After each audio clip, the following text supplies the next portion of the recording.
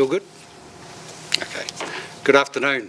I'm Detective Inspector Tom Gollan from the National Organised Crime Group. We're going to talk today about a joint investigation with Customs, Operation Matata.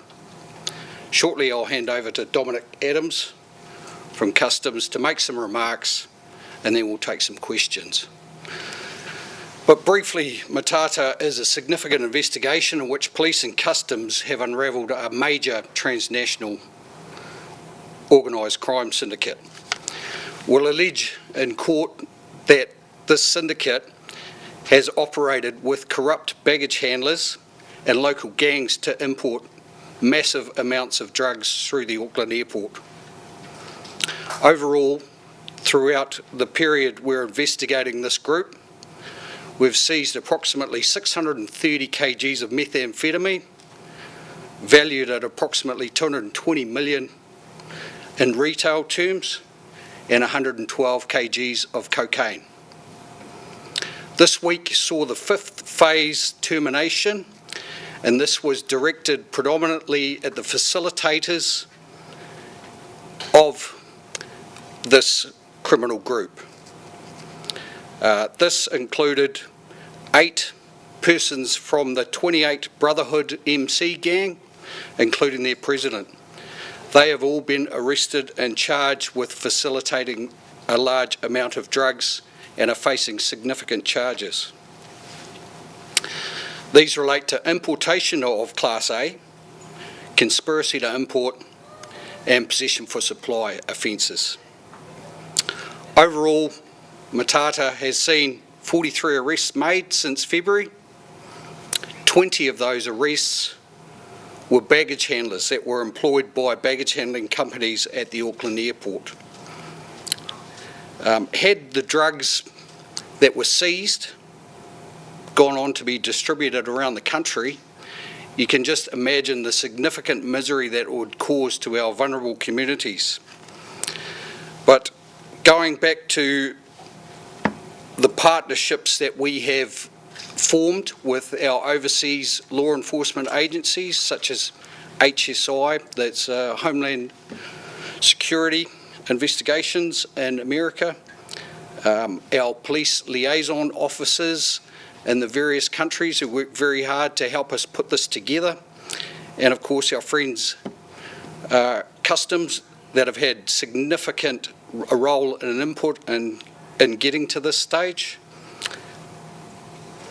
What I'll do now is hand over to Dominic, and we'll go from there. Thanks, Tom. Morning, everybody. My name is Dominic Adams, Manager Investigations for the New Zealand Customs Service. Since early 2025, New Zealand Customs Service, working in close partnership with New Zealand Police and international law enforcement agencies, has successfully dismantled a key arm of a major transnational organised crime syndicate. Intelligence revealed that these criminal groups were actively exploiting trusted border workers with access to the airport supply chain.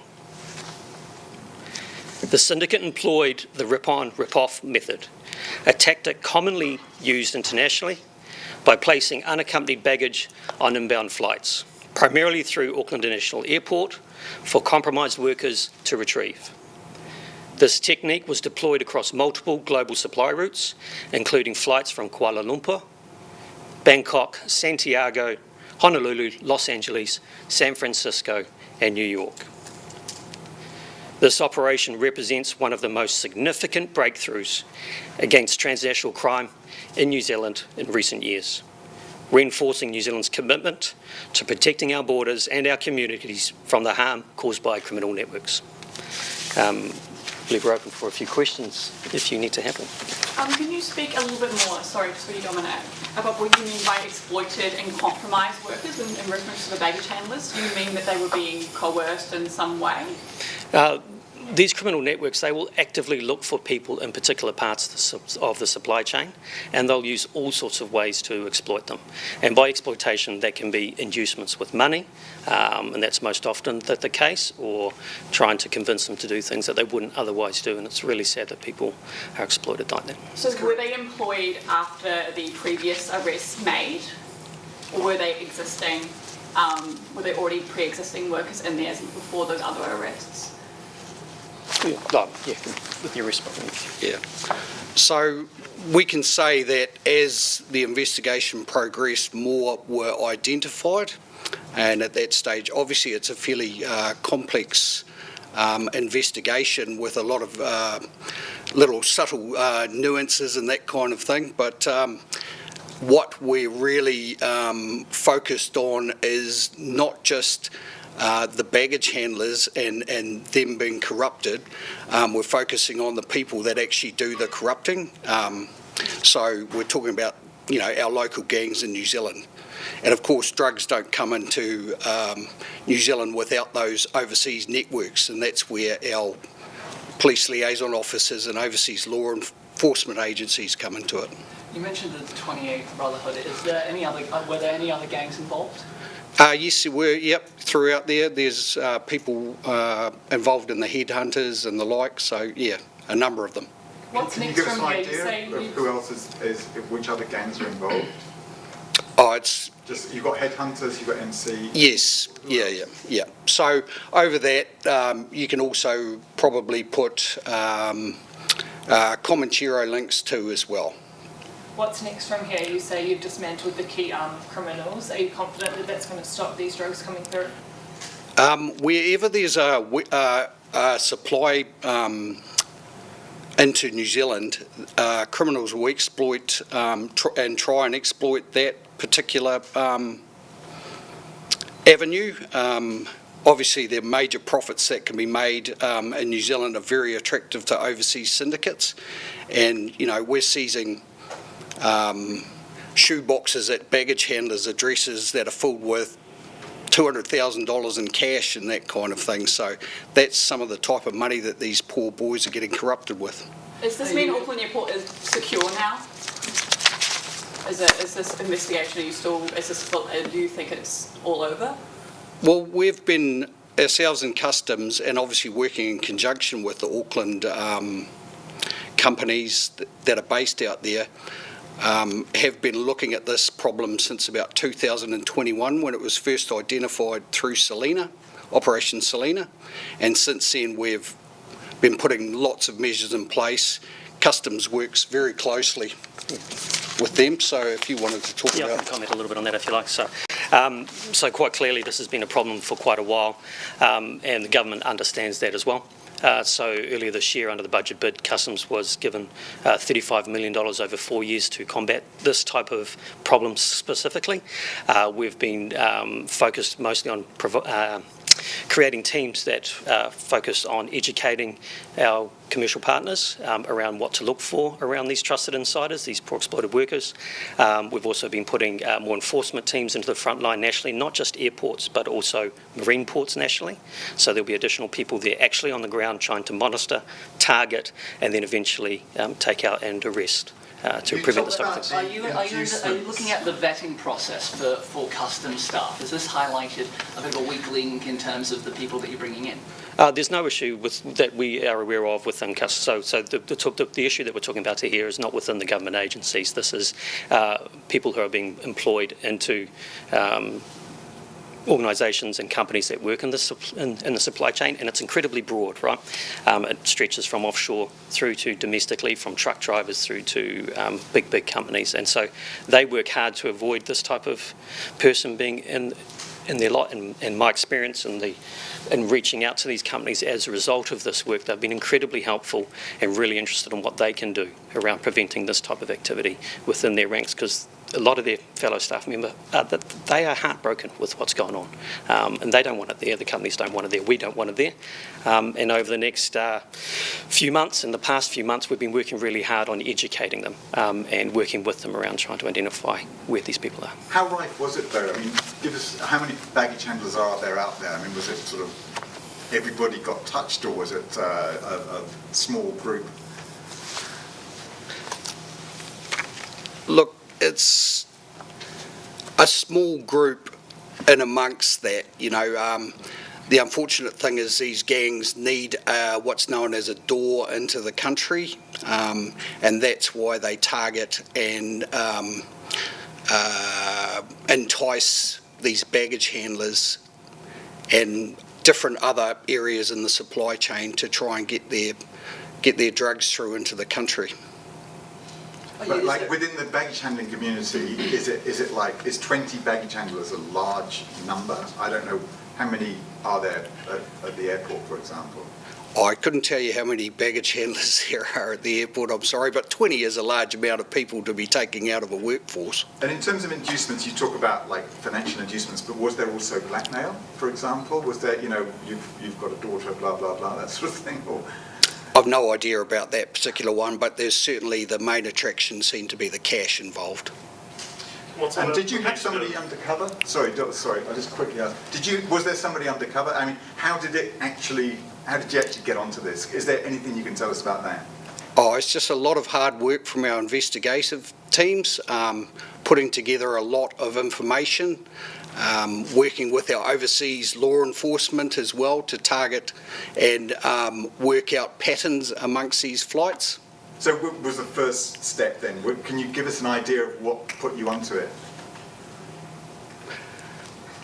As our investigations progress, obviously at 2021 we saw Operation Selena, so it's been going for a long time, and so we keep an eye out on the airport and that kind of thing quite regularly. Customs do amazing work out there every day, and also their airport companies as well, which are working closely with us. All the flights the other countries came from, are they all being cooperative with New Zealand Police? Yes, very cooperative, and our liaison officers over there, both customs and police, do an amazing job to link these guys. You know, we're talking about airports, as Dom mentioned, Honolulu, Los Angeles, San Francisco, New York, predominantly, and you know, the people there and the law enforcement agencies around there have just been fantastic. Did you put people in undercover? Did you actually put people in undercover with the baggage handlers, or? Oh, I'm not going to go into that detail, sorry. You've mentioned education of the baggage handling companies. What other sort of preventative measures are you able to put in place? Thanks, Tom. Look, the education is key, right? And in talking to them, helping them understand what is normal, what is not, and understanding that, you know, if someone turns up one day with perhaps a nicer car or, you know, nicer clothing, then perhaps they need to get hold of us, right? And they've been doing an incredible job. We've got an online phone number for them to call, which is 0800 We Protect. So if anyone has concerns, they can call that number anonymously and we can work on it. And so the other work that we've been doing is we've been creating specific enforcement teams there at the airport, and those aren't just customs. And so we get our best results from working with other agencies.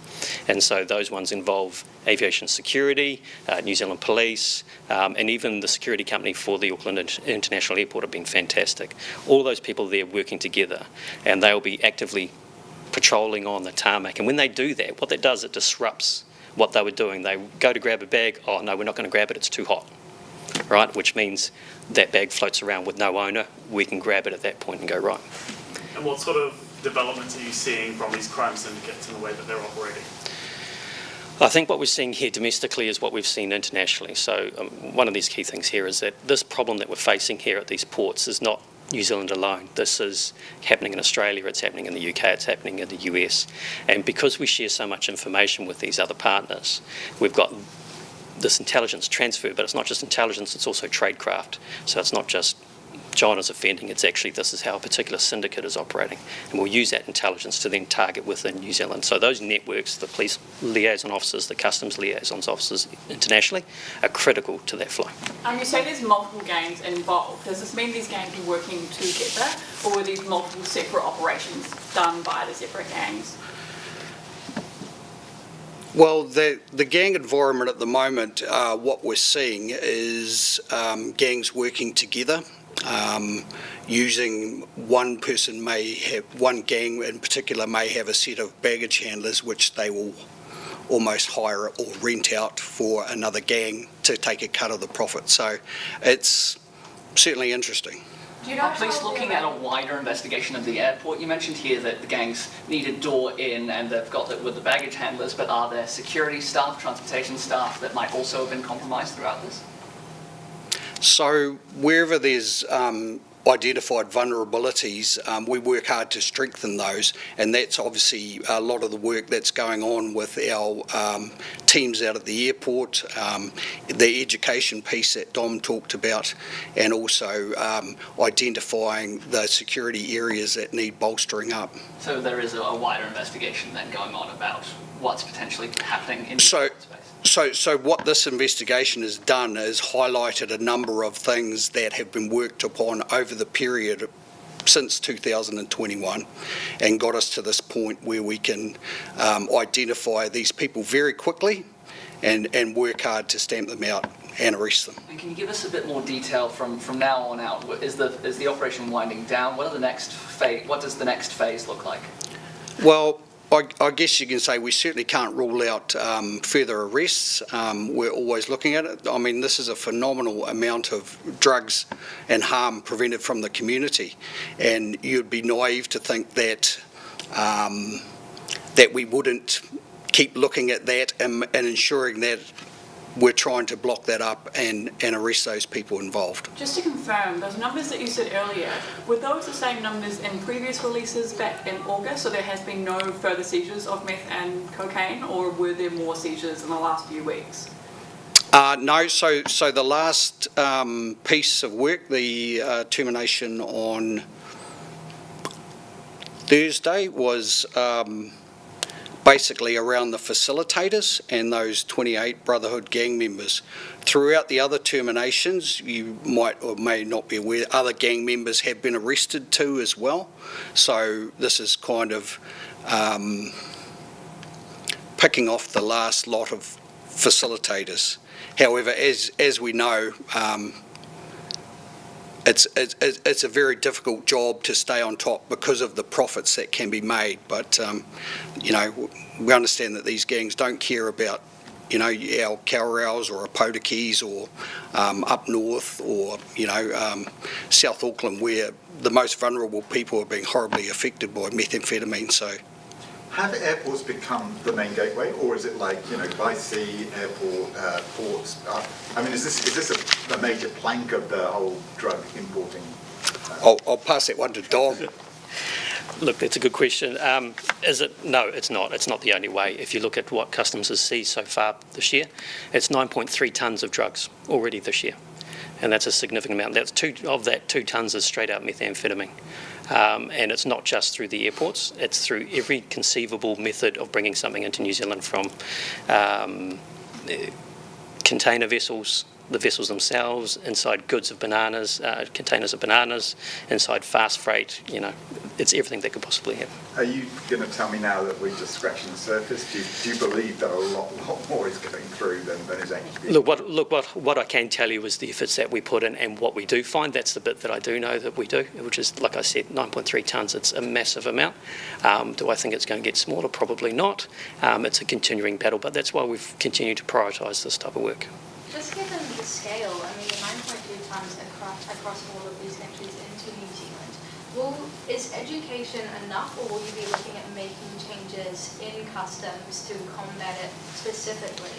Yeah, look, that's another good question. So, look, education is part of it. Absolutely, we can't do any of our work as customs without the community, without our partners in the supply chain. So that is part of it, absolutely. But also, like I mentioned before, that extra money that the government has pumped into customs over the next 4 years, $35 million, it's not insubstantial. And with that, we're particularly focusing it on particular areas of our business that's going to make the biggest effect. And that's around identifying where these people operate, making sure that we've got the people in the right place at the right time, and then making sure that we've got the great partnerships with New Zealand Police so we can lock them up and charge them and put them away. We know how these gang members were approaching the baggage handlers. Specifically, was it like over the phone, social media, anything like that? How were they finding them? A lot of the recruitment of baggage handlers is probably limited to a geographical area, within 20 k's of the airport. Some of those have, when they get a job at the airport, they may well have some connections and family connections, and so that's kind of, it's very difficult to put into context, but people see an opportunity and they seize on it if that's the case, and because of their probably the money and potential financial gain they can make, it makes it attractive to these young people. As far as you can make out, was it ever at a stage where it was, so rife that there was baggage handlers approaching baggage handlers on behalf of, or was it always each individual baggage handler was approached by somebody on the outside? I can't probably talk about, we haven't got any evidence of that particular thing, but if you get one person in a group, potentially it does look a little bit attractive for them, so they may do their own recruiting to help. It's not a one-man band, if that's, which can be seen by 20 arrests of them. And for context, is there much home cooking of drugs now, or is it so much easier, in inverted commas, to try and put it in through borders, etc.? Well, we've got clandestine laboratory teams that attend regular. We've obviously, New Zealand's got a bit of a DIY culture too as well, since the dawn of time. So, do you expect to see an uptick in other means of importation now that gangs might be aware of the focus here? Look, we customs and police work very hard together to, obviously for it to come in, we're a sea-locked country, so they can't just drive it across the border. So there's all sorts of methods, as Dom said. So the intelligence that we build and the tactics and technology that customs have, great. Can I just also ask, as soon as we've got time, that the individual bags, were they just chock-up full of drugs, or were they like hidden, in little 10 kilo or 1 kilo packs inside those bags? Chock-a full. How many months of supply would you say this seizure is? I'd have to do some maths for that, to be honest. But what I can say is, like, pure enforcement is not going to address this problem. Our national drug problem and methamphetamine. So, our resilience to organised crime in the communities, work that's being done is just fantastic. Addressing the demand for it is the way to go, as well as knocking off the suppliers. Can you talk on why South Auckland is the most vulnerable community for this? Because it's got the Auckland Airport in it.